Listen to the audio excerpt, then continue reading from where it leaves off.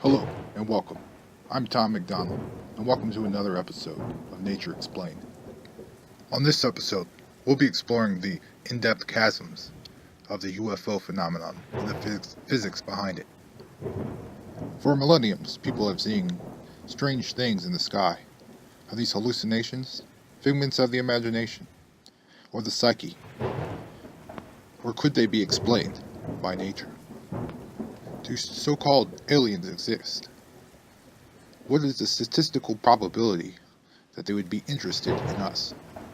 Are they here for piracy or to give us information? Only time can tell. There are many mysteries that we are unable to articulate on. Is this a failsafe for a black operation cover-up? Or are we working with conjunction with other beings that are seemingly out of this world? Or is this simply human engineering and suppressed technology? This is a self-interview. It was designed and formatted to make you question and think. So, what kind of things have you been an eyewitness to? About 30. So, what kind of things would you say this is? Well, you got your fireballs, your saucers, your triangles, your delta wing. I mean, the technology just is pretty much remains the same. It's just, a tool in the arsenal, if you will. You wouldn't want to do this type of thing every day unless you want to live outside your own economic self-ruler world because of the time distortions. So you're saying this has been done? Yeah, it's been done across the galaxy, millions of years. But it's a rare bird, and it's not something you're going to see every day.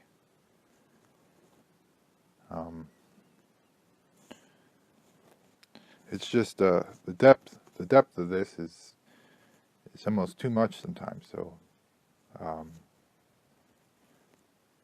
it's keep going on and on, but you see where I'm going with this. I mean, somebody figured it out before I did. Look at the last 100 years, and advancements. I mean, you don't think people back in the day, nothing's new under the sun. So there's no limit. Buzz Lightyear, infinity and beyond. I mean, the ingenuity is phenomenal. What people can come up with. The electro pulse engine is a good idea. It's just, there's there's limits to what things can be in society and things that are used for, a greater power. You can't have certain people, rolling around with crazy stuff. So the technology's there. It's about the application, and it just develops and grows, and it's a foresight thing. You like those little lifter toys people make. Like if you were to take that and make concentric rings, and then control the frequency of each ring. But then you would have the power of the sun converting